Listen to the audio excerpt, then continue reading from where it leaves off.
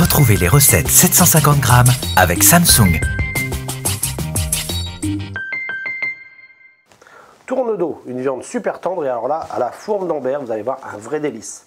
Alors on y va, première chose à faire, cuire les tourne-dos, classique. Première chose, on les assaisonne. Sel fin, un petit peu piment d'Espelette ou poivre du moulin. On retourne les viandes avec une main et c'est l'autre qu'on utilise pour assaisonner. Dans ma poêle, un petit filet d'huile. Quand ma poêle est bien chaude,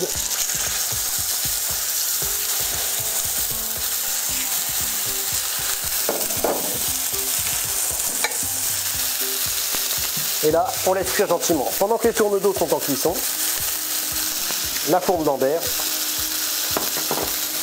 Là, on en a pris un beau morceau parce que j'adore ça.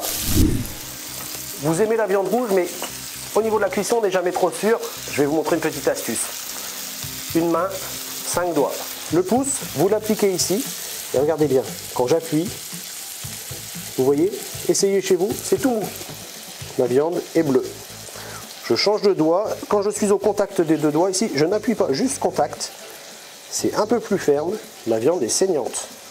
Je change de doigt, juste contact, ma viande est à point.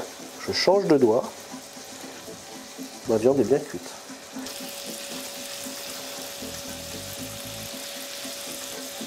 Là, je sais, au toucher, je suis entre les deux.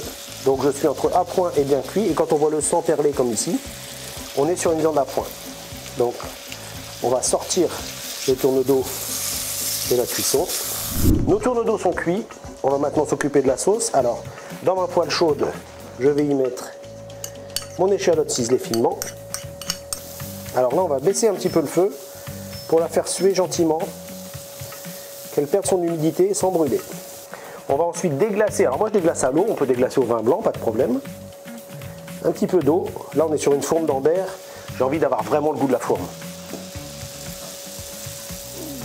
Je déglace à l'eau.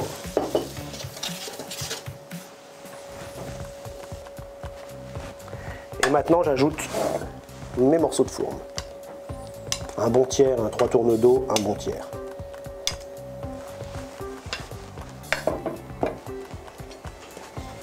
Et là, on travaille gentiment dans le fond d'eau, échalote, le goût de la viande.